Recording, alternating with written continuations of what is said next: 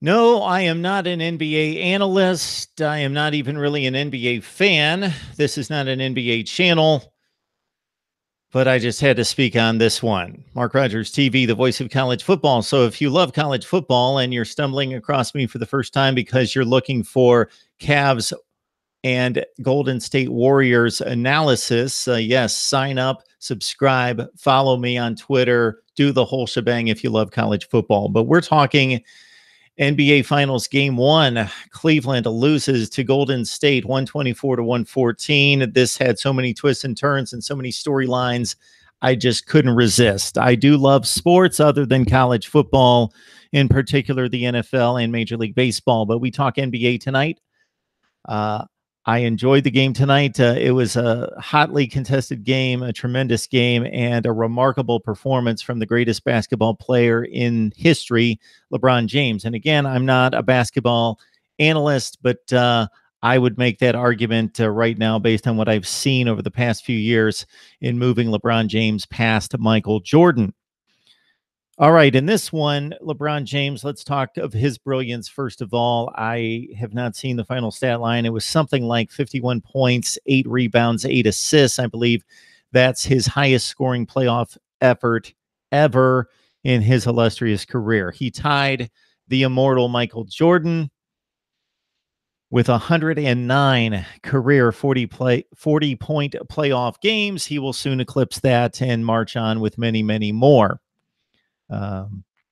You would just have to see it to believe it. So this guy, the comparisons made between Kevin Durant and LeBron James are the most ludicrous argument I've ever heard in sports. There is no comparison between the two players.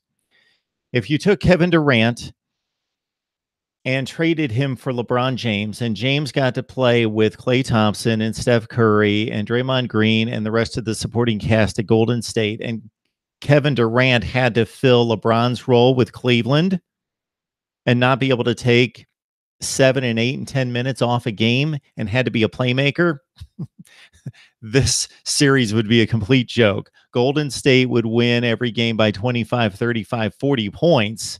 There would be just nothing to compare between the two teams. You cannot compare Kevin Durant and LeBron James. I don't care how the championship series go over the next few years and what we've seen over the last couple of years, and Durant making the difference between the 2016 finals and the 2017 finals. Basically, Golden State, after losing to Cleveland in 2016, well, they felt it necessary to bring on Kevin Durant because they couldn't beat LeBron James with the current cast that they had. So despite winning 73 games, they had to bring on Kevin Durant, and Durant, of course, jumped on the bandwagon. So there's no comparison between those two guys. LeBron carries the weight of the world on his shoulders and has to be the playmaker and Mr. Everything for his team. Kevin Durant can be just another guy. And if Kevin Durant, sure, he's a great player, probably the second best player in the world right now. But if he has a subpar game, it typically doesn't matter much. Again, weight of the world on one guy's shoulder and a guy that shares the basketball with 2 or 3 other all-star type players and another MVP in Kevin Durant. Kevin Durant is an exceptionally gifted player and talented scorer, but to compare him to LeBron James is a complete and utter joke. And the next person that makes such a claim should be punched in the mouth. It's just not even, I don't even watch NBA basketball on a regular basis, but if you know anything about sports and in just calculating the statistics and then taking into consideration the play on the court or on the field in terms of other measurements and understanding supporting cast, and then on top of it, taking into account responsibility, it's not close. Okay, so in this particular game, the supporting cast did basically come through for most of the game for LeBron James, excluding, when it really mattered, J.R. Smith, who made a really boneheaded play when he didn't even come close to stealing the ball at the end of the first half, and the Cavs had allowed an 11-point lead to disintegrate down to 3 points. Then J.R. Smith makes a half-hearted effort at half court with Steph Curry right there to intercept the ball. Curry catches it, and for him, a 40-foot wide open 3 is splash, a game tire at halftime, J.R. Smith makes a calculated mistake. At least it was a calculated mistake. At other times, J.R. Smith makes completely boneheaded mistakes. And it's difficult considering what he did at the end of regulation to even consider him in this moment a professional basketball player. So my daughter, when she was younger, and her softball teammates used to drive me crazy when they didn't know how many outs there were. As 8 and 10-year-old girls, 12 and 15-year-old girls out on the softball diamond, not keeping track of how many outs there were. But we're talking about girls softball. J.R. Smith, a professional basketball player, I believe making $16 million a year, not knowing what the score of the game was. And the other advantage that he would have over the aforementioned softball team would be that he could just look up at the scoreboard and there in nice, bright, shiny light bulbs, 103, or what was it? 102, 102. Just read the scoreboard. It's right. You don't have to keep track of the score. They have these scoreboards. They're all over the arenas. And J.R. Smith told LeBron James after the game that he thought that the Cavs had a 1-point lead, 103, 102.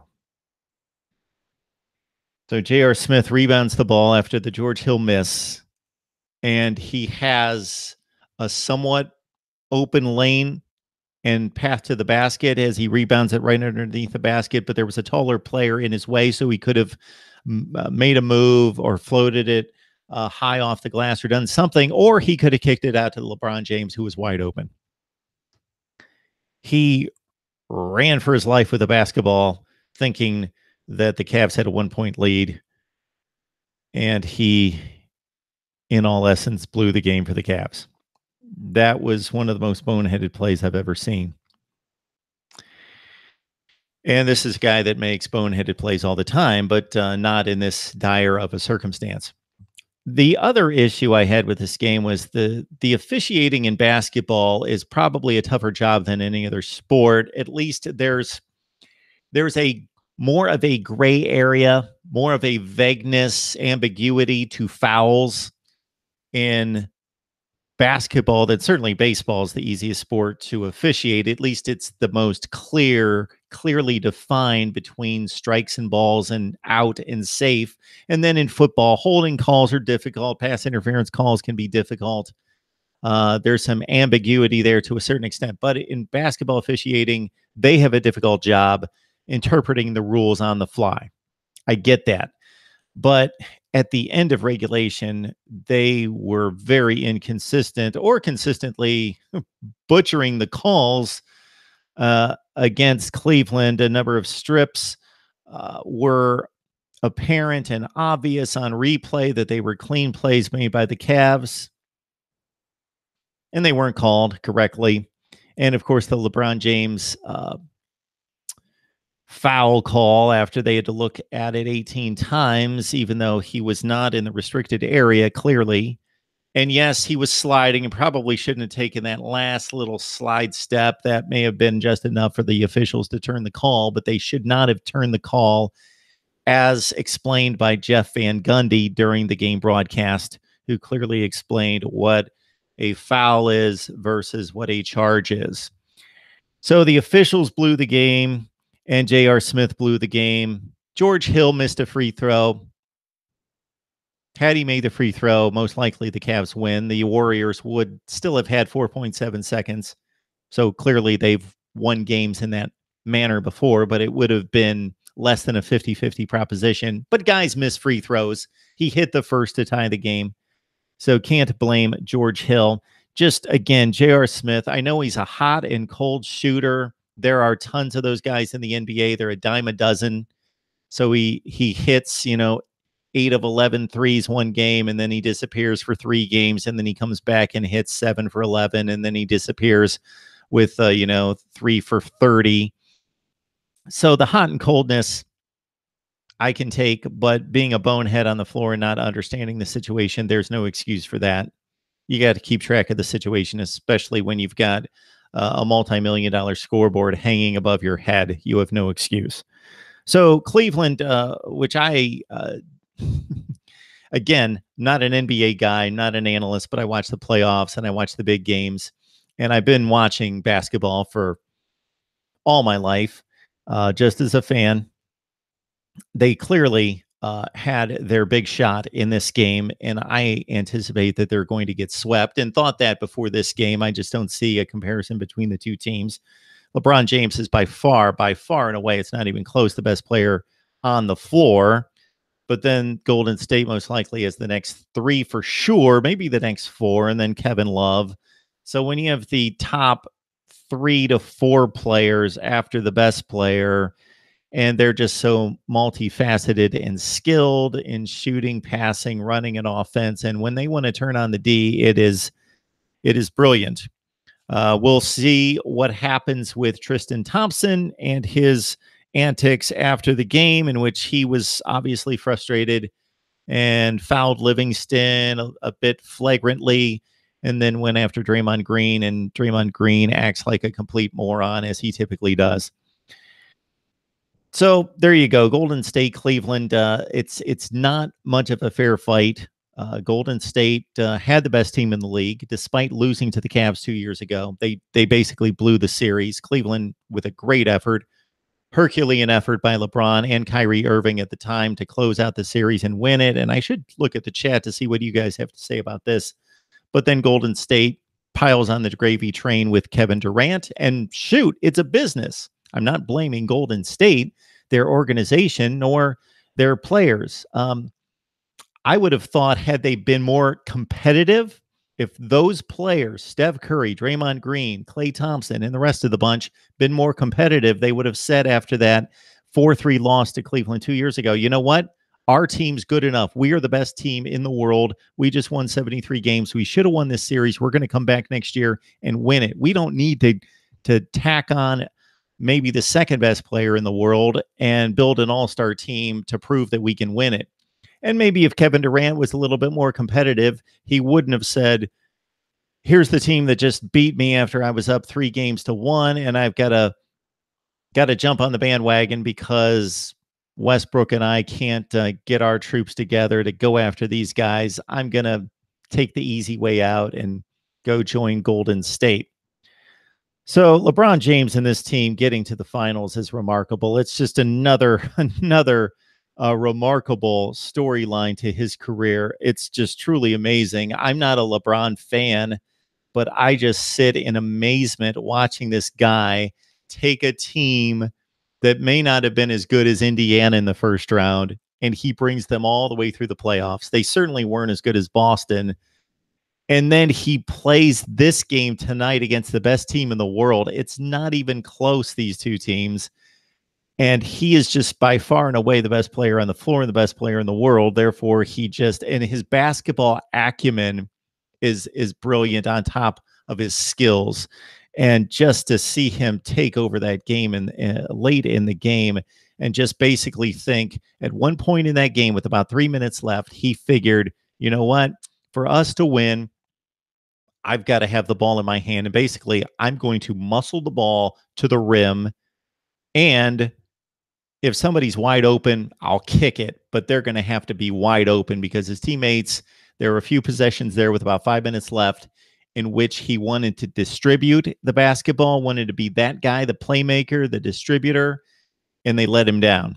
Now, Kevin Love had a nice game, and to his credit, coming off the concussion protocol, I believe 21 points, 14 rebounds were the last numbers that I saw for Kevin Love. So he played a solid game.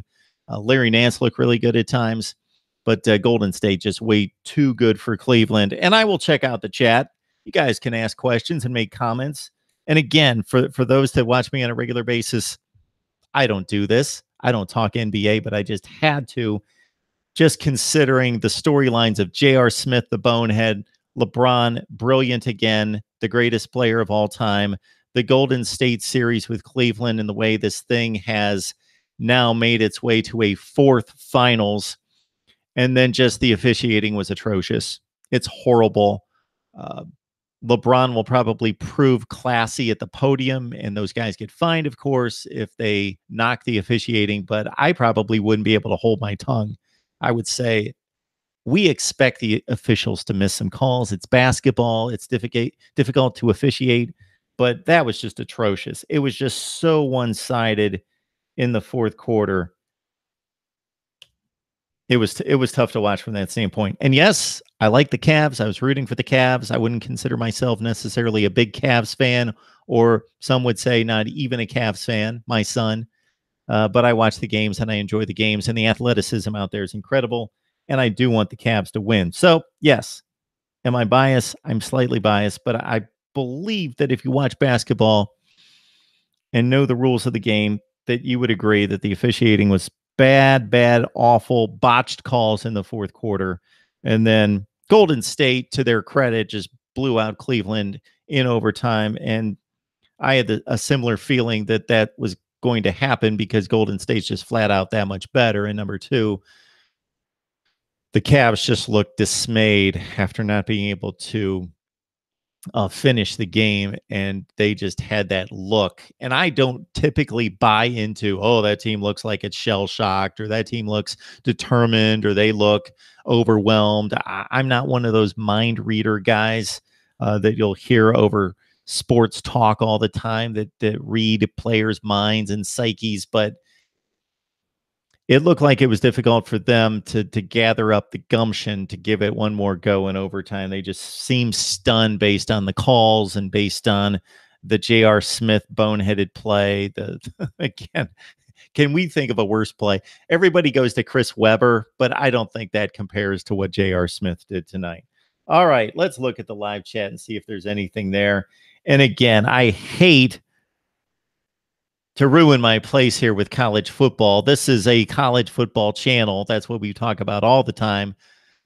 7,000 videos, but I just had to talk on this one and thought I would have some level of audience here. But yeah, Dondre, great game. It was a great game. So I hate to take away the game with complaints about the officiating and the boneheaded play of J.R. Smith, or the multiple boneheaded plays from J.R. Smith, who I've been told by people close to me that love the Cavs that he should have been taken off the floor years ago, and he does make some of the stupidest plays in the history of basketball.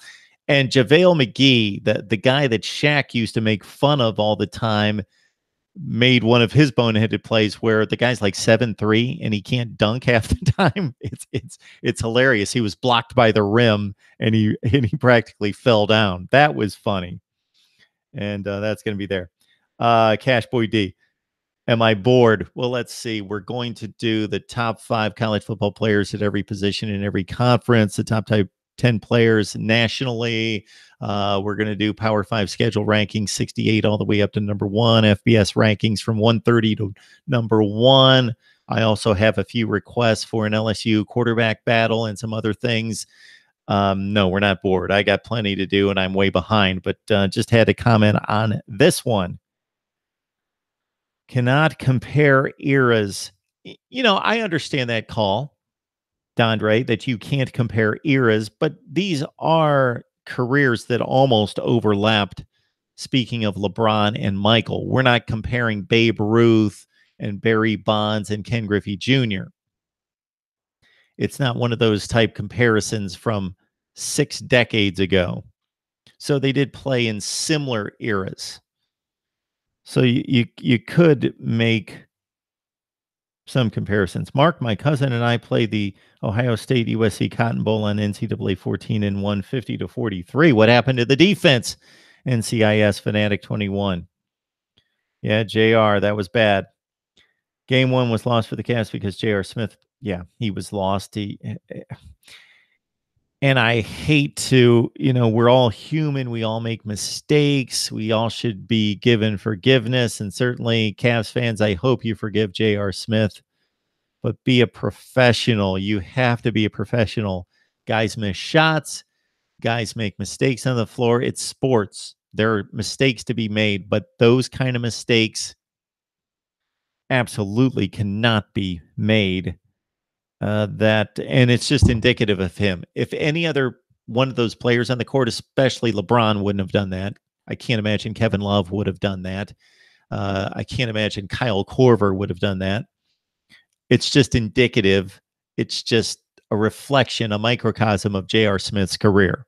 he does stuff like that all the time. It just doesn't happen in game 1 of the NBA Finals with 4 seconds left to play. All right. George Hill isn't safe. What else do we have on here? Anything from you guys? Refs are always trash, 100% more trash come playoffs.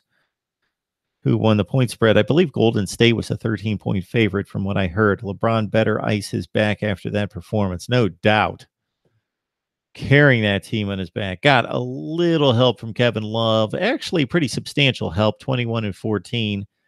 And then Green played well late after being non-existent. Corver was non-existent. George Hill was okay. He played pretty well. And Larry Nance had a nice game in spots. Cavs are going to get swept. Cavs can't shoot the 3 ball like Golden State. All right. Yeah. Funniest player in the league. I love McGee. LeBron's a legend. Did Cleveland cover the spread? Yes. All right. NCIS Fanatic 21. Hey, Mark, give my cousin a shout out. He's a big USC fan. Shout out to cousin of NCIS Fanatic 21. How's it going? USC coverage right here, including tomorrow with Conquest Chronicles, SB Nation's USC platform. Talking USC football tomorrow. So we will get off the NBA bandwagon. I can't imagine that I will do this any more times during the NBA Finals. It would be kind of fun. But yeah, this will probably be my first and last basketball video. Don't want to ruin the integrity of Mark Rogers TV college football. We are the voice of college football, but we're talking NBA Finals tonight.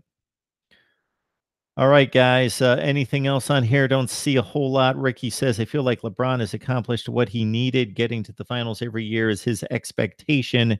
8 straight, kind of the reason I find it hard to believe he'll ever leave the East. Yeah, he wants to win these things, though, and he always plays with a far inferior team.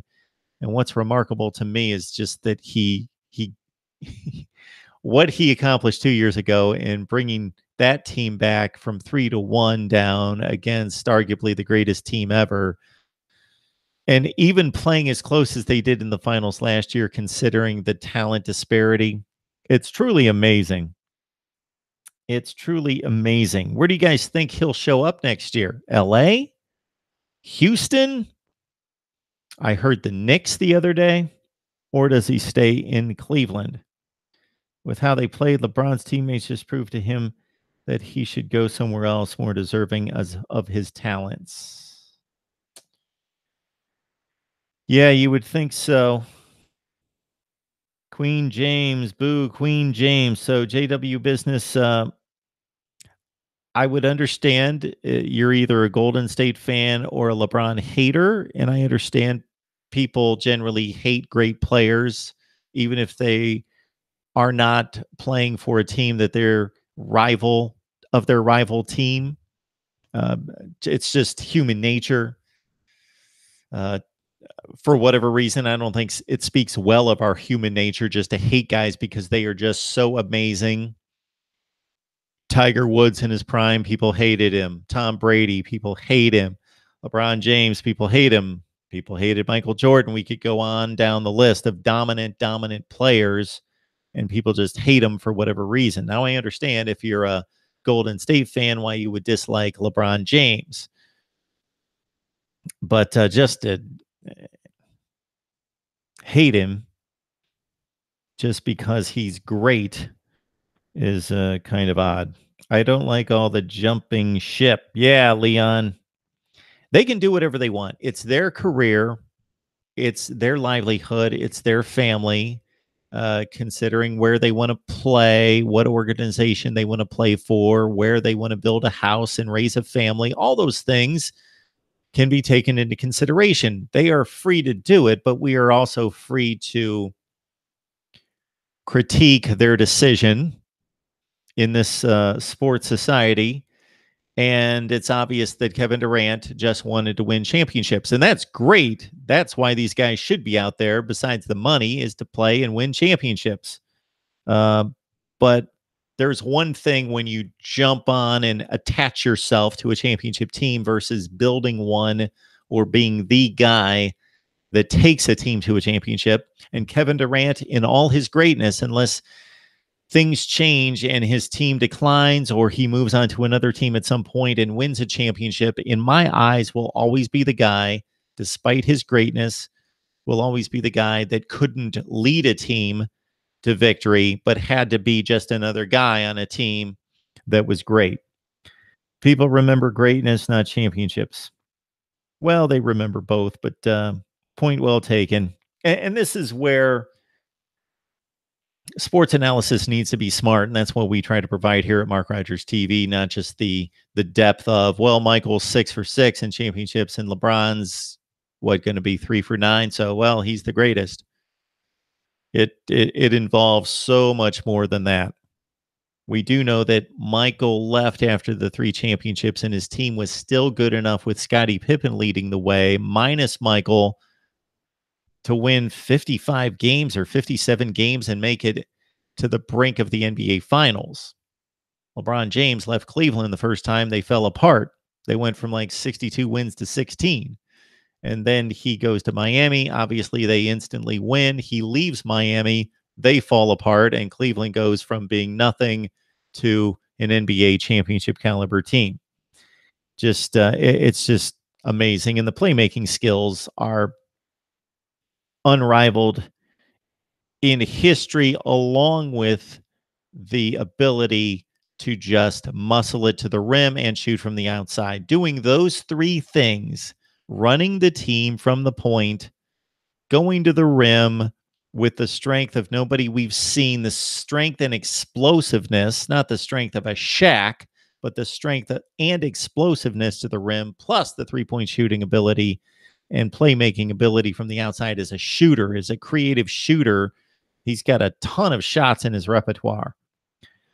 20 years from now, nobody will mention Queen James. It will be on some obscure ESPN classic clips, but that's it.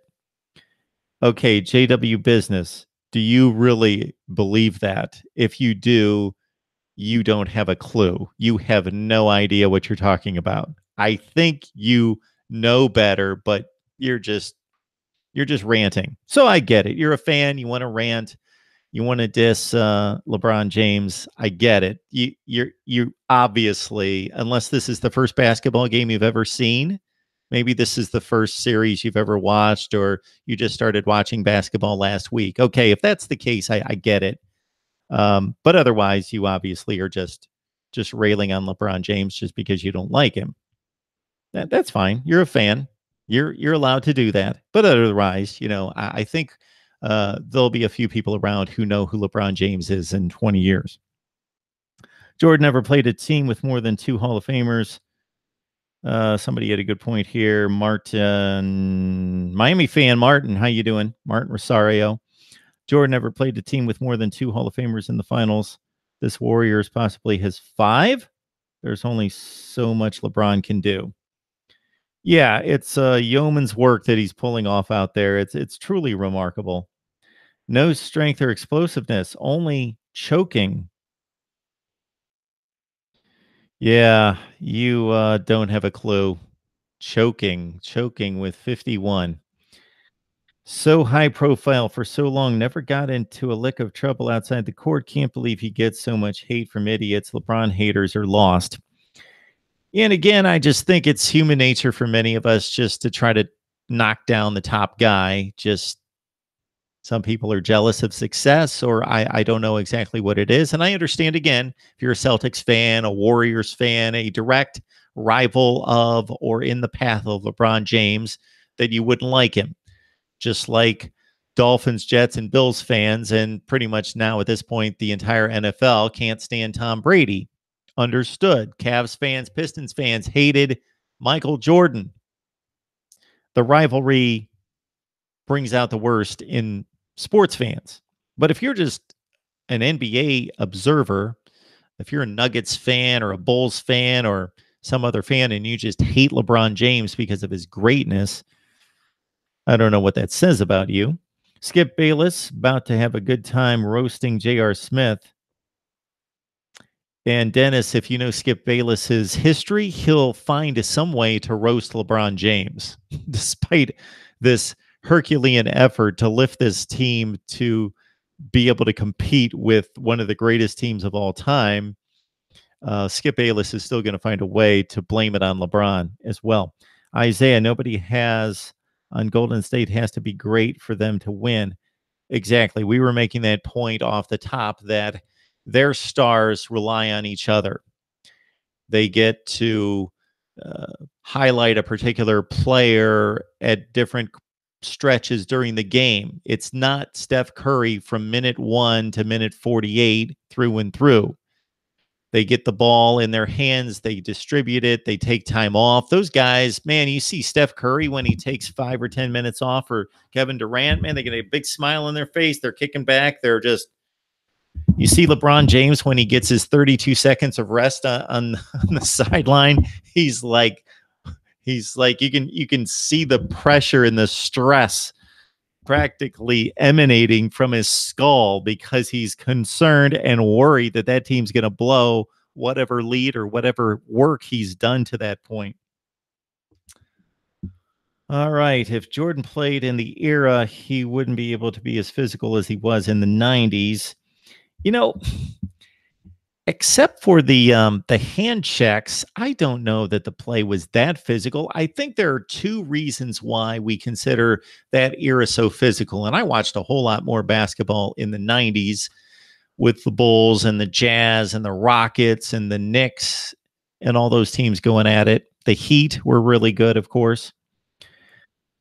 Is those guys could hand check. And they got into fights. There were a lot more fights back then, of course, ushered in by Bill Laimbeer, Dennis Rodman, and the clan from Detroit, the Bad Boys. There were more extracurricular activity back then of guys going after it. And there were more just flat out hard fouls. But I don't know that the game was more physical, possession to possession to possession. Those guys are pretty physical underneath. Oh, stop making excuses, Mark. All these excuses are toxic. Nothing worse than a list of excuses for Queen James. Excuses are like screeching chalkboards. So Golden State's a better team than Cleveland. But on this particular night, the Cavs played as good a game as Golden State.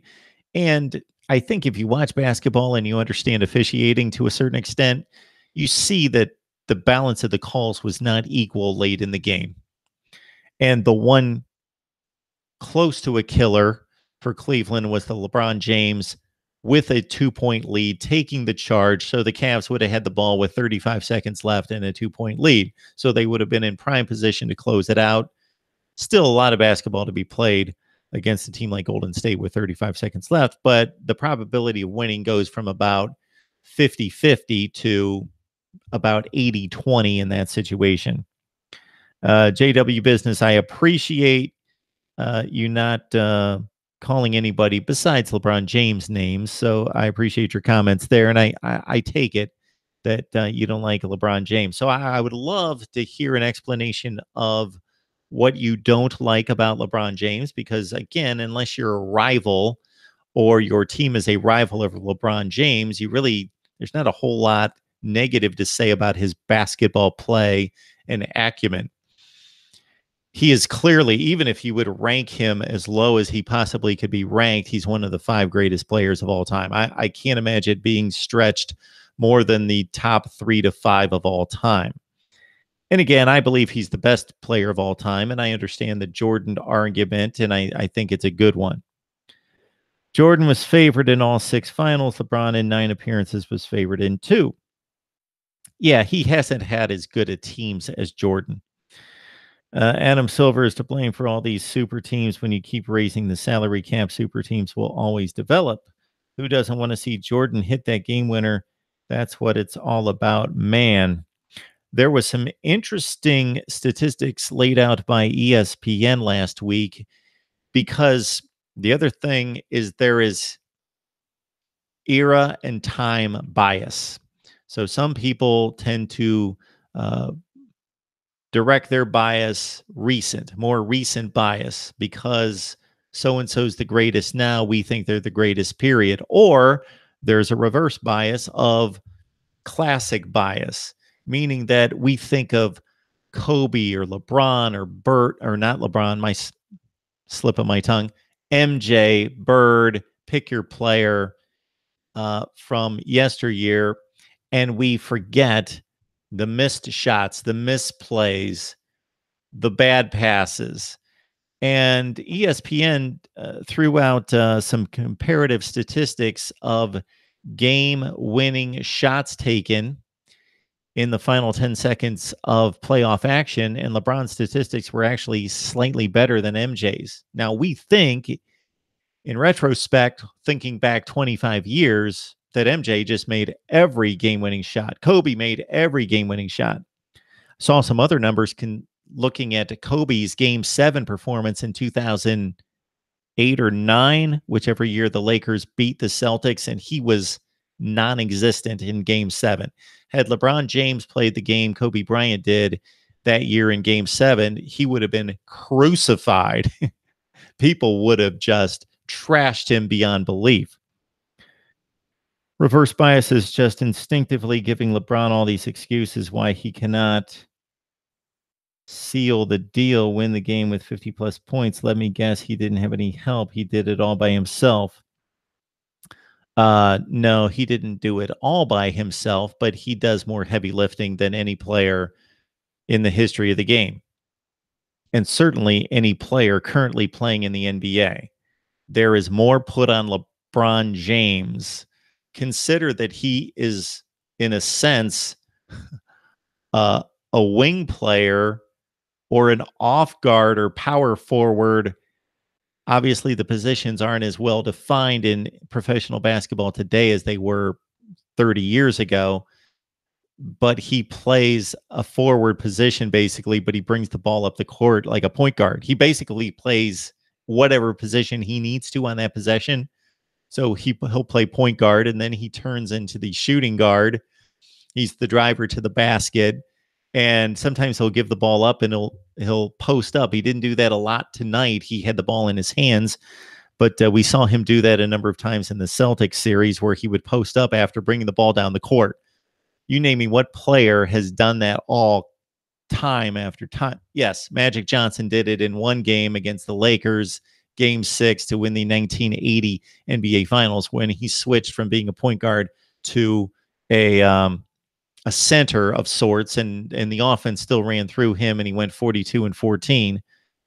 Yeah, that happened once. LeBron does it every game.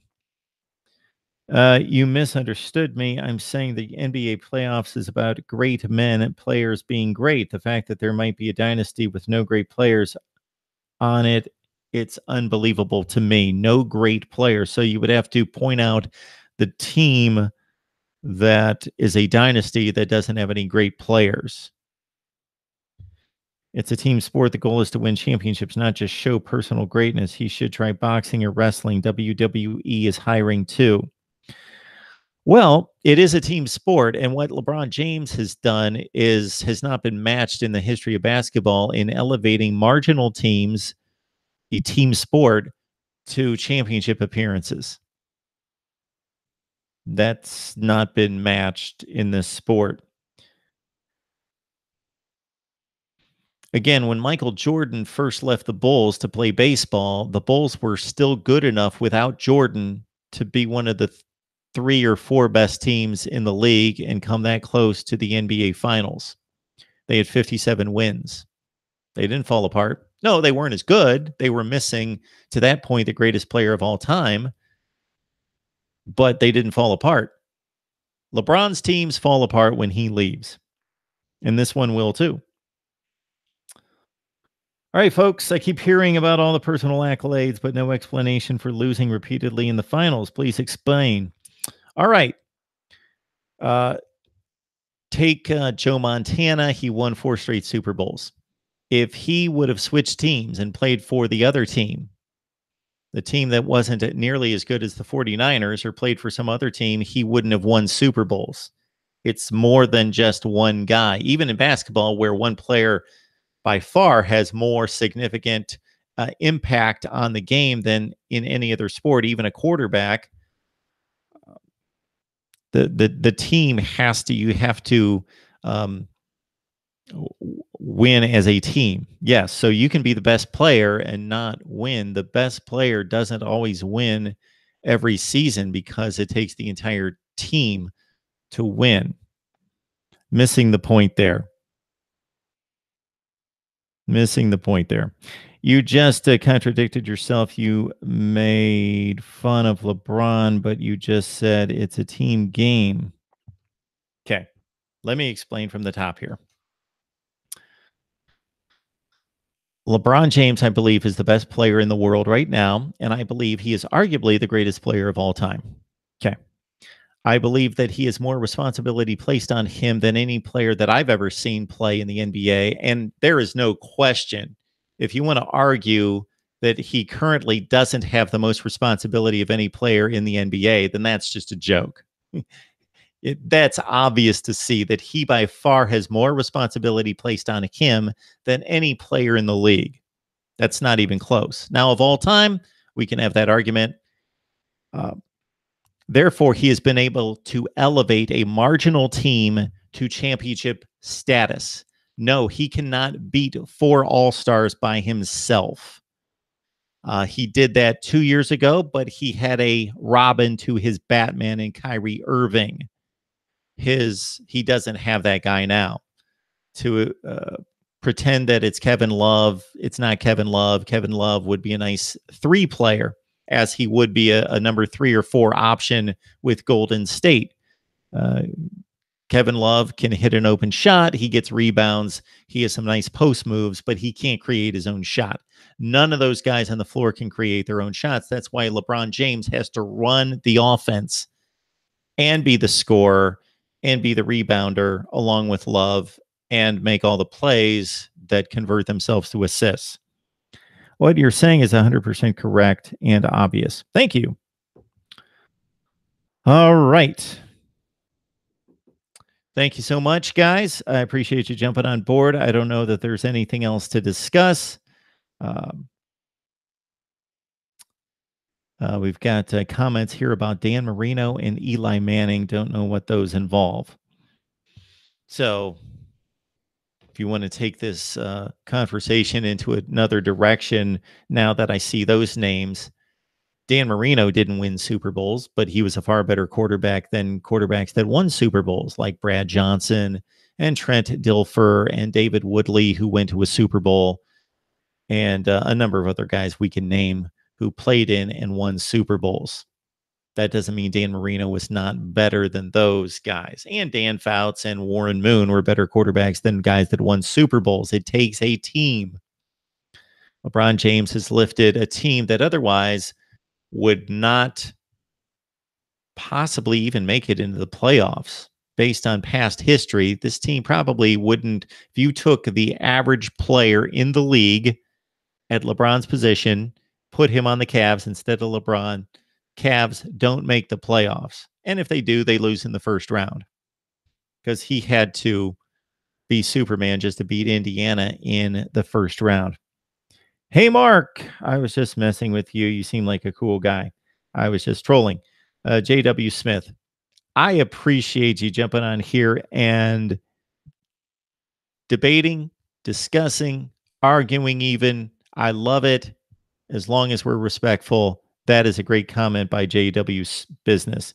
JW, I don't know that I've seen you on here before. We're a college football channel. That's all I talk about. I now have the statistic of 7,000 videos, 1 NBA video. So I don't do this on a regular basis. I will not continue to do it. I'm not an NBA analyst, but I just watched and witnessed a very intriguing game, a very exciting game that I thought was marred, unfortunately, by bad officiating and J.R. Smith making one of the worst plays in the history of basketball. So if you didn't catch us off the top, please go back, watch the entire video.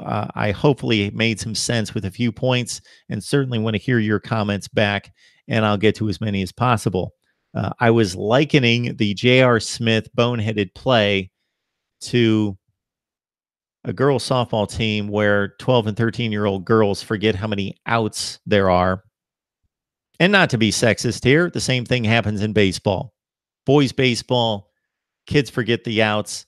I have a son, I have a daughter who both played softball and baseball throughout their childhoods through high school.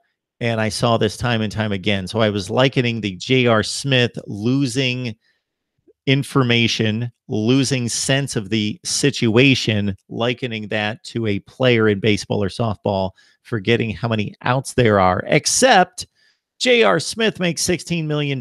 He's an NBA player for the past 13 or 14 years. Plus, he's got a big giant scoreboard hanging above his head with numbers on it that means something. 102, 102. All right, folks, we appreciate it. Yeah, LeBron is athletically superior. However, at the end of the day, there is a spirit of camaraderie that exists within Warriors that accentuates why a team is always greater than an individual. Absolutely. And if LeBron had those type of players on his team, then he would distribute the ball to them. He would still be the main scorer, but he would get them involved. He still tries to get marginal players involved. That's why his assist totals are so high. Compare LeBron's assist totals, even with marginal shooting teams, to what Jordan did in his playoff run and in his regular seasons. Jordan was handing out 3 or 4 assists a game, not 10 and 12. All right, folks, we appreciate it. Again, we'll have college football back front and center Friday on Mark Rogers TV. Off the top of my head, we talk USC, we talk Clemson, and we also have Clemson, USC, and TCU to talk as we bring on the best bloggers, broadcasters, and writers in the industry. I appreciate you guys jumping on board and jumping on the chat. I will see you soon right here on Mark Rogers TV, the voice of college football.